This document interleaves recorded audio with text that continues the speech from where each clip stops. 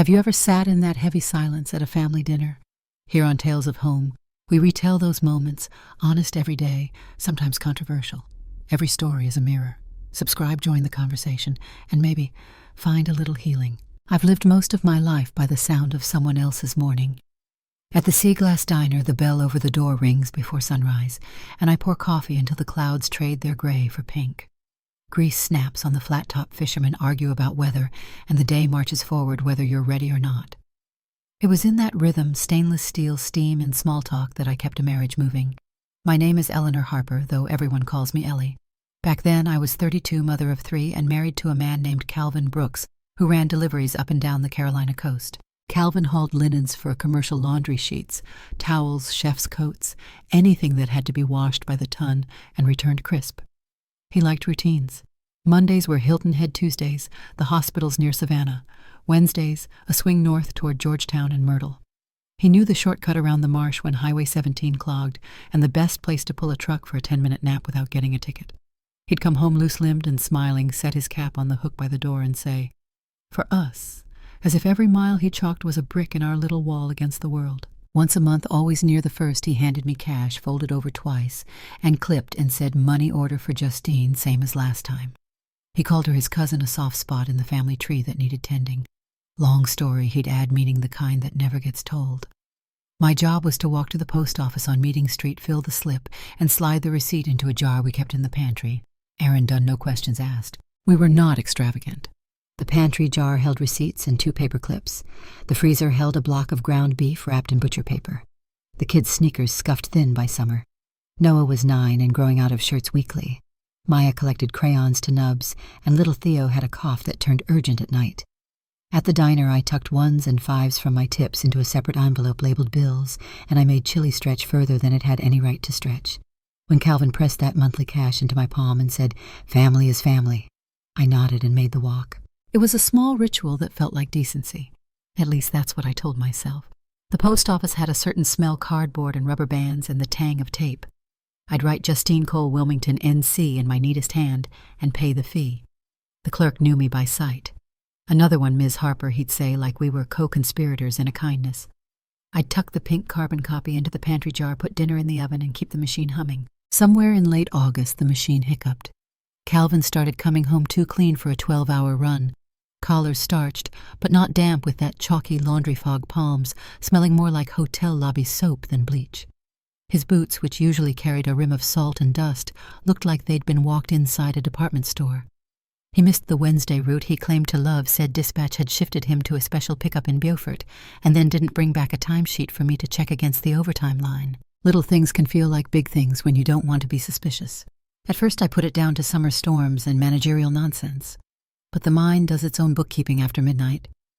One evening, gathering laundry from the back of our hallway closet, I reached into Calvin's jacket for loose change and found a card instead, cheap construction paper, folded twice, dots of glue where rhinestones had been pressed and fallen, the kind of school project that leaves glitter where it doesn't belong. On the front, a kid's careful loops. "Happy birthday."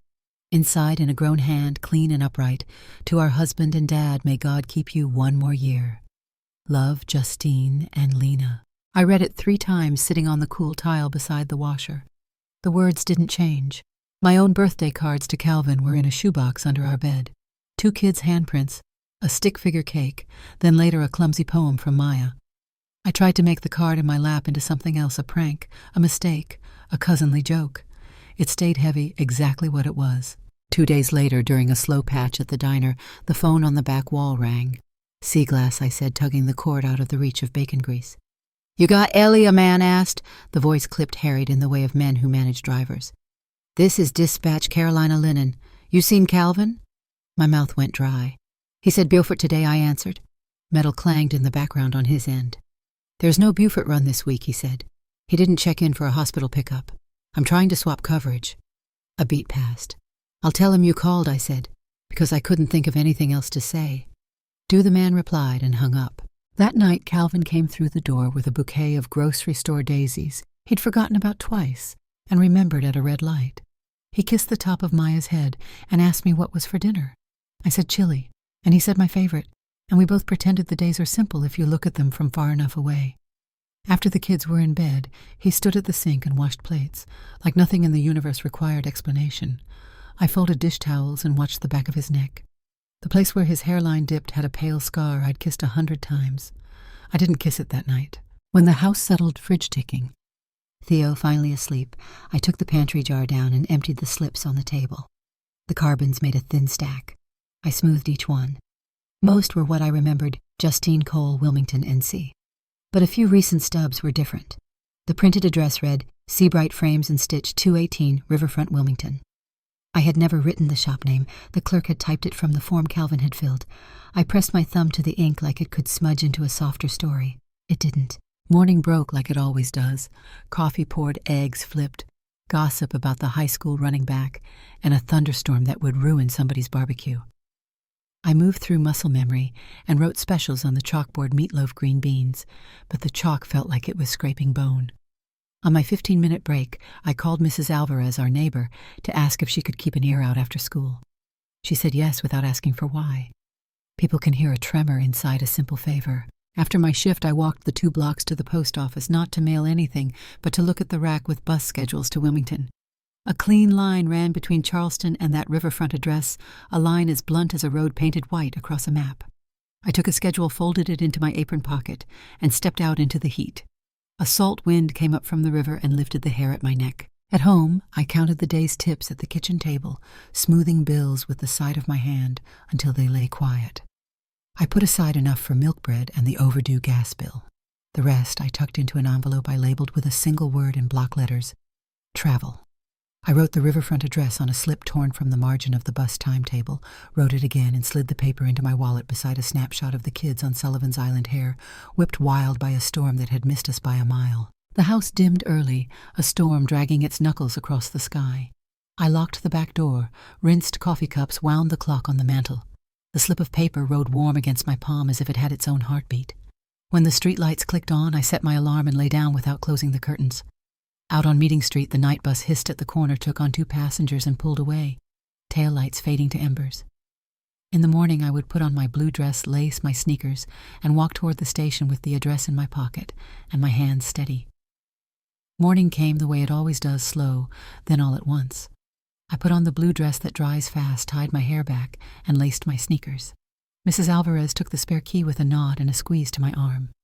"Go," she said, like she'd already decided the errand for me. I walked to the station with the faint taste of pennies in my mouth and the address folded in my pocket until the paper went soft at the edges. The bus north hummed through marsh and billboard. I watched the salt grass shift like a living map, the flat water holding a sky that pretended it had nothing to do with us.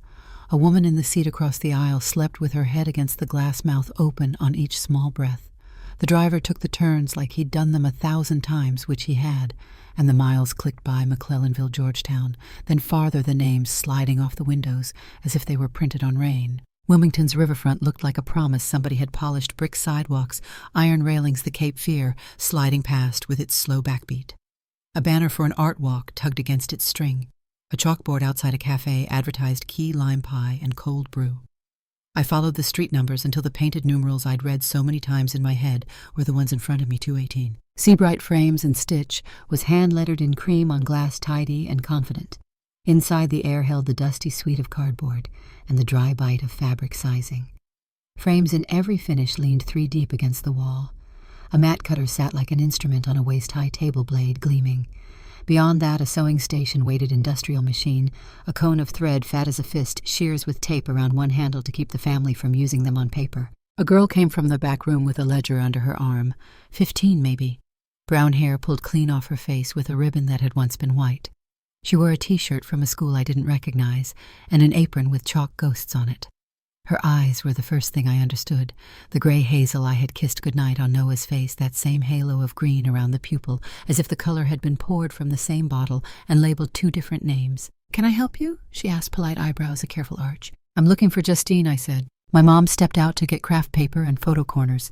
She answered, flicking her eyeline toward the street. So matter-of-fact, I knew she belonged in this place. "My dad's in back. Do you want me to?" She lifted her chin to ask without asking. "Please," I said, working to keep my voice from breaking on the single word. She set the ledger on the counter and disappeared behind a beaded curtain. I heard low talk, a scrape of a chair, then footsteps. When he came through the doorway, he had a tape measure draped around his neck like a stethoscope and a biscuit of sawdust tucked in the bend of his elbow. For one heartbeat, he was every version of himself at once: the boy I married in a cheap suit, the man I waited up for with a pot of chili cooling on the stove, and the stranger who had stood at my sink last night and washed plates like he'd done nothing wrong. "Ellie," he said my name, thin with surprise and something like begging. The girl looked from his face to mine. "Dad," she said. Her throat tightened on the single syllable. He swallowed, then did that little shrug he did when he wanted the air to forgive him before the person did. "Lena," he said. "This is—" His mouth opened and closed. "There's not a clean word for a knot you tied yourself." The bell over the door chimed. A woman came in balancing a roll of craft paper against her hip and a bag of supplies in the crook of her elbow. She was a shade older than me, or the same age worn by different weather. She had the kind of face people trust with heirlooms and the kind of hands that had learned work one small cut at a time. She stopped short when she saw me. The paper roll thumped once against her thigh and slid. Lena caught it before it hit the floor. "Cal," the woman said without looking away from me. "Who is this?" I put my hand on the counter to steady myself. The wood was warm alive. In my pocket the address scrap grew damp. "Her name is Ellie," he said, forcing the words into the air. "She's his wife. I finished for him because a roof is a roof, even when someone you love has made two." The world pinched down into a narrow beam, the tiny nick on the counter, where a frame had bit the way Lena's hand didn't quite unclench around the paper roll, the salt mark drying on his boot where river water had once climbed. Justine set the supply bag on the floor with care, as if it contained something that could leak. "That's not— You told me—" She started the sentence, tearing itself apart before it could cross the room. He tried for it anyway. I was going to explain, he said, the old stall wrapped in new words. Justine drew breath like she'd been dunked. Her gaze snapped to the counter. On it sat a greeting card propped beside the cash tin construction paper rhinestone scars, the exact kind that had found my lap on the laundry room floor. She nudged it flat with 2 fingers more anchor than gesture. "You said you were a widower," she said, not accusing yet, because accusation would have admitted she'd believed him. "You said a pension covered the basics and the rest went toward getting the business on its feet. You said you couldn't marry again because it would complicate things." I took the card and laid it between my palms, blocking its message like you'd block a draft coming under a door. "I knew about the money orders," I said, my voice steady now that it had someplace to stand. "I didn't know about this." Lena looked at me like I was a puzzle she'd been told was a portrait. You're really his." "I am," I said, though in that second the word felt more like a bruise than a vow. Calvin reached towards me like he could pull the last 10 years back across a table. "Ellie," he said, and there was an apology in it that weighed less than a feather. Justine crossed behind the counter, opened the ledger, and flipped not to a list of customers, but to a manila folder tucked inside the back cover. She slid it out and worked the prongs like she'd done it too many times to ever get them wrong. She laid a stack of papers flat.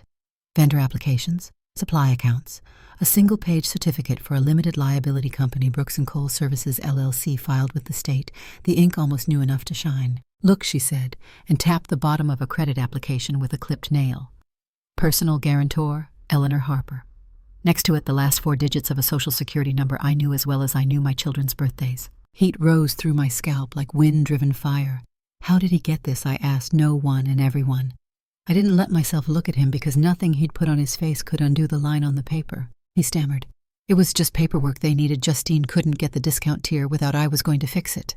"There's no fixing that," I said, almost calm, because sometimes the clearest way to say a thing is to say it without sound around the edges. Justine's fingers steady, even now, stacked the rest of the form's supplier statements, terms sheets, the first invoice from Coastal Fabrics listing net 30, the kind of numbers that make a heartbeat speed up when the month turns.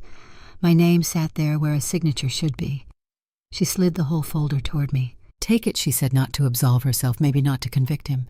I didn't know she added the 2 words plain and expensive. Lena stared at the page with the company name. "Mom," she whispered, an almost sound as if raising more voice would pull the store down around us. He said many things." Justine answered softly, eyes still on my name. She blinked hard once and lifted her chin the way women do when the only safe place to put their anger is back in their spine. "We'll close for the day," she told Lena. "Turn the sign." Lena flipped the placard in the window with the reverence of a sacristan. Closed faced the street. Calvin leaned both hands on the counter like a man bracing against a bridge in a flood. "It wasn't supposed to." He shook his head, pushed air through his teeth. "I was helping. Both of you needed—" "Don't," I said, the word cutting cleaner than I thought it could. "Don't build a sentence you can't stand inside of.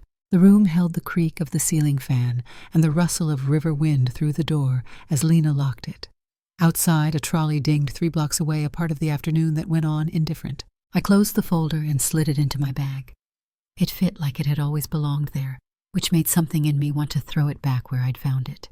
I set the greeting card on top of the glass counter and smoothed it once, not to be tender, but to make it quiet. "Do you have children?" I asked Justine, already knowing the answer because I was looking at one. My voice came out level the way I talked to strangers when I had to set a table to rights. "One," she said, and put an arm around Lena without touching her. "Lena," she added, and then stopped herself from saying more. "I have 3, I said. They know who their father is." My belly pulled then, not a kick or a wave, just a tightening low and stubborn. I pressed my palm down quick, as if I'd remembered where a pocket had been sewn and found it missing. 2 cycles late, and a body that already understood a new map.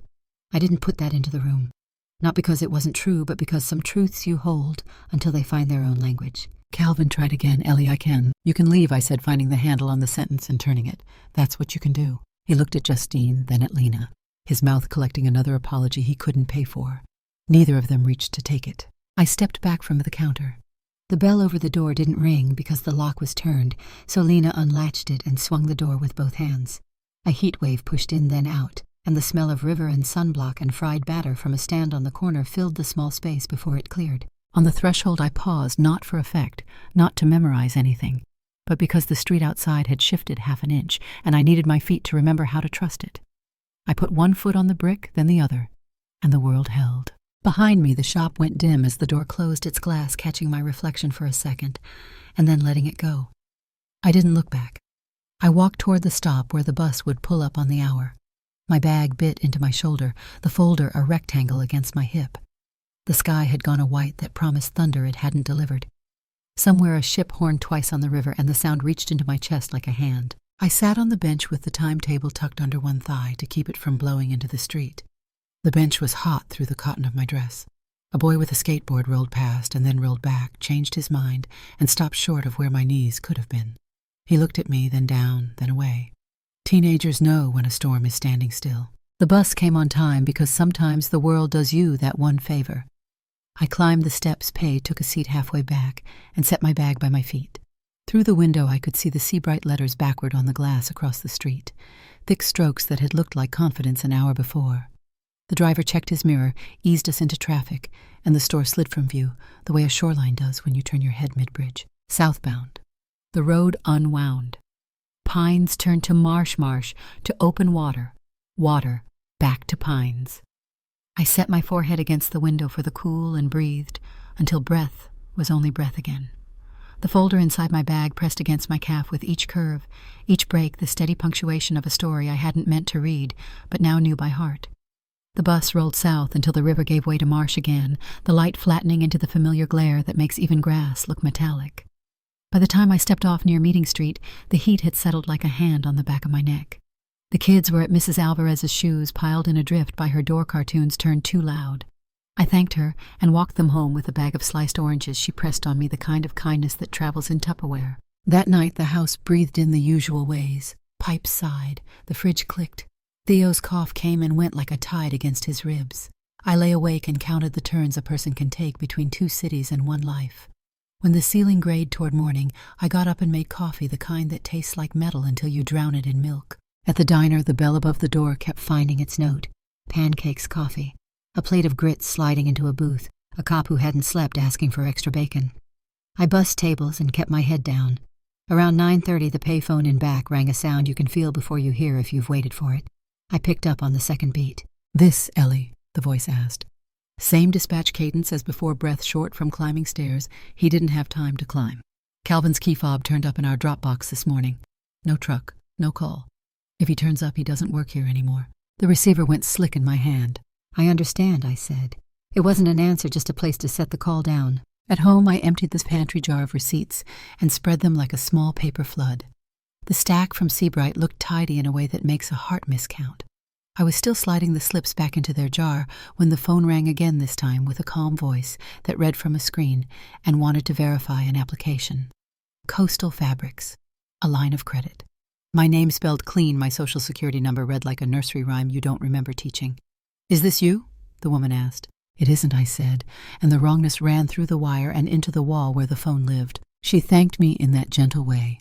Clerks thank you when they know you're standing in a room that just changed shape. "We'll mark it disputed," she said. "You might want to contact." She listed a handful of offices that could absorb a whole life without burping. I wrote them on an envelope and looked at the ink until it became just marks again. Near evening, 2 men in jackets too heavy for the weather came up the steps. They didn't knock like neighbors. The first one had a smile that was more about his teeth than his eyes. The second one didn't bother with a face at all. Mrs. Harper Teeth asked, checking a card he didn't show me. "We're here on behalf of a private lender. Mr. Brooks took on an obligation. You're listed."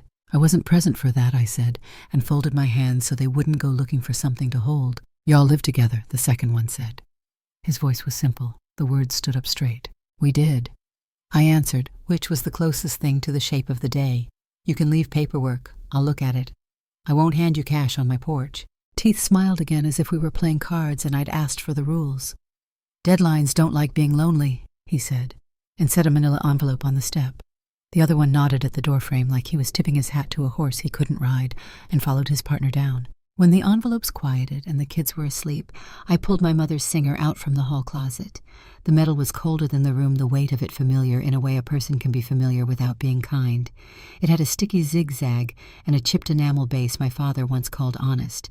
I set it on the kitchen table, slid the chair back to make room for my knee against the pedal, and fed the first seam. It started small. Mrs. Alvarez's hymn, a set of choir stoles asked for by the church secretary who wanted the edges to stop fraying by Easter. A neighbor's uniform pants that had surrendered on the inside thigh. I wrote prices on index cards in a neat hand that looked more confident than it felt, and pinned the cards to the jobs with safety pins I bit open with my teeth. There's a sound a room makes when work takes it over. The iron hiss. The thread's low hum as it comes off the cone. The clean click of shears closing at the spot you meant, not the spot you settled for. I took in seams and let out others. I patched elbows.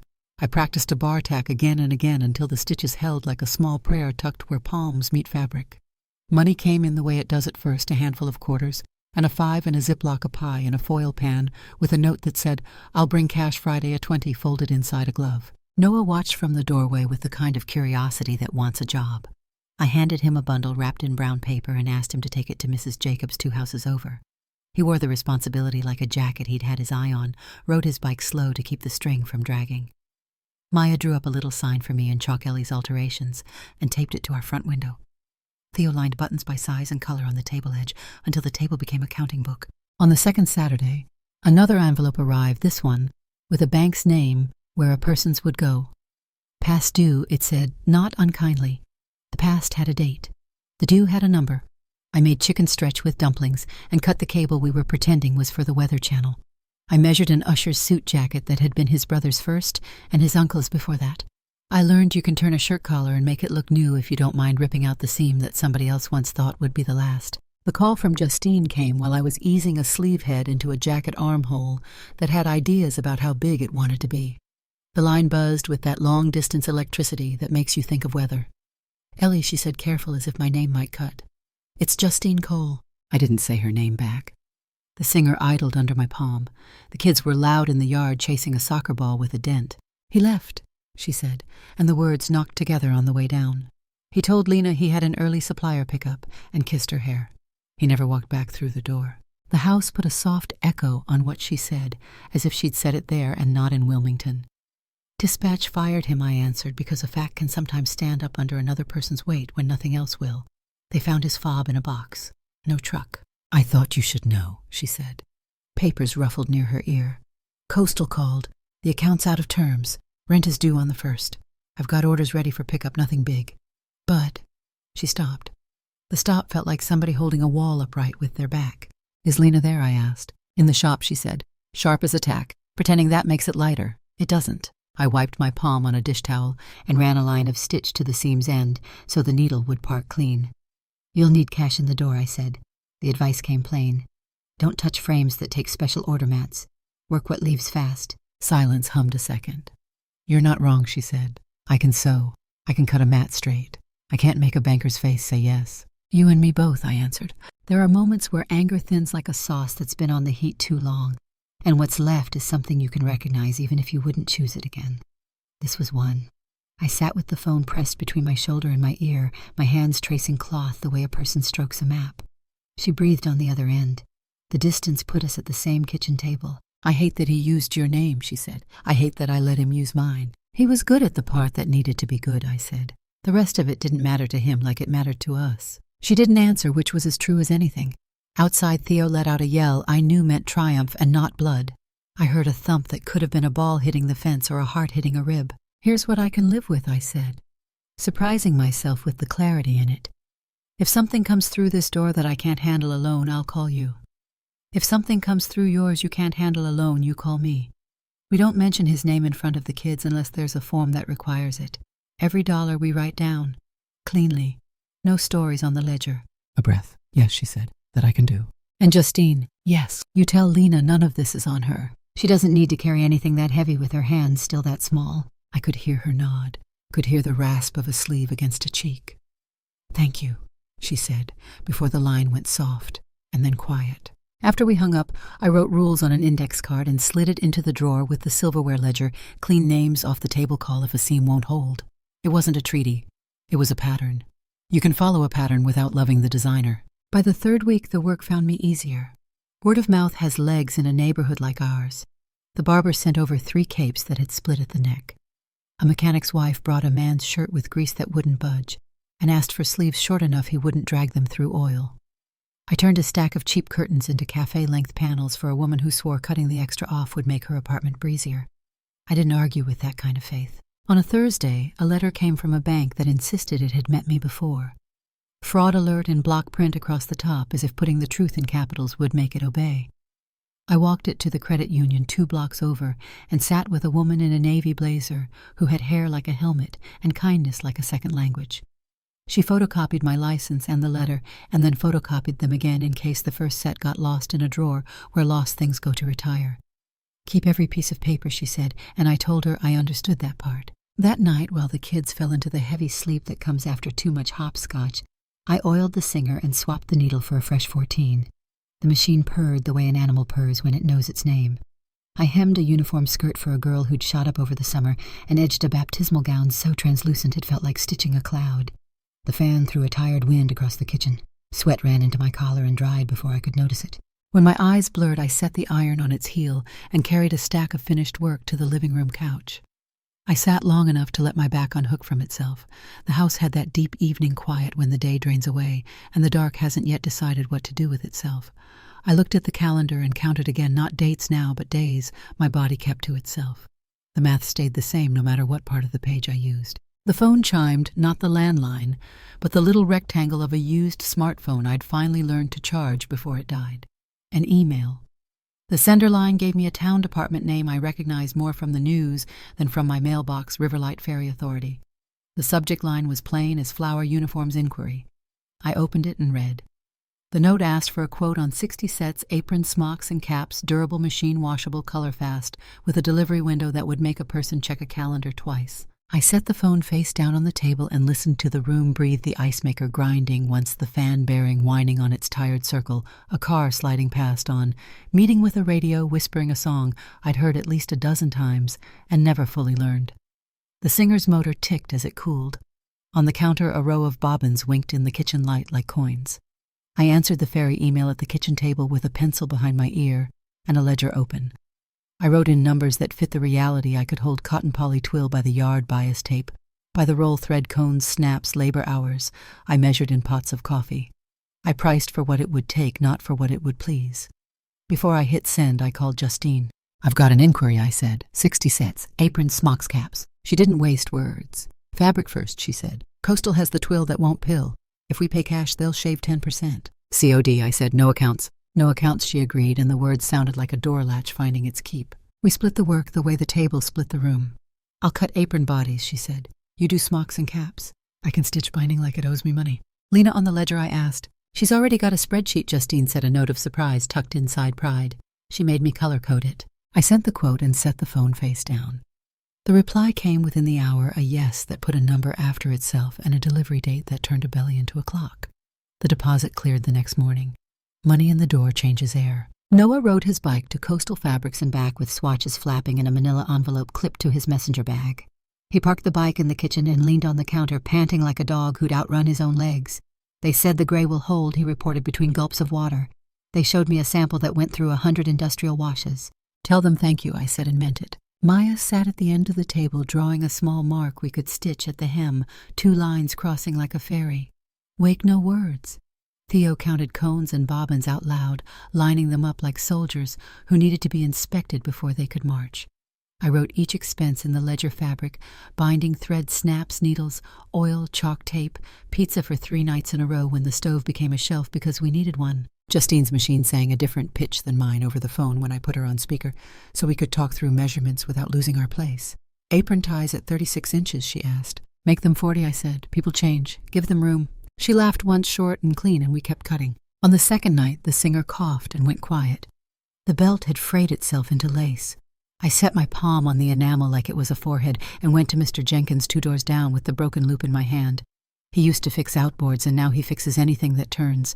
"This machine's older than my knees," he said, and took it like it was a puppy and not a weight. He came back 20 minutes later with a belt that fit and a little bottle of oil he refused to sell me. "You'll pay me in hemmed curtains when my sister comes to town," he said, and left before I could argue. The neighborhood figured out what the porch light meant.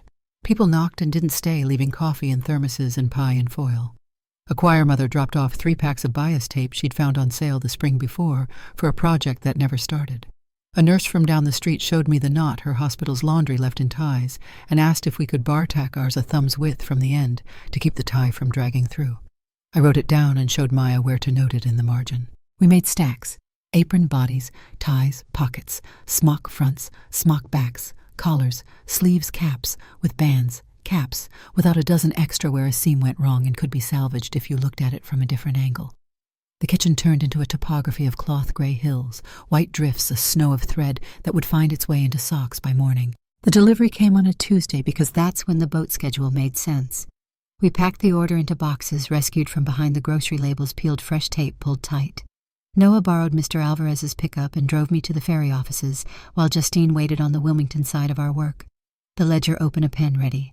We walked into a building that smelled like rope and river, and a woman in a blue polo ran her hand over a stack like she was testing a horse's flank. "Durable," she said, like a verdict that could go either way. "Machine washable," I said, because the email had wanted those words and I liked to hear them hold. "Colorfast," she added, testing us more than the fabric.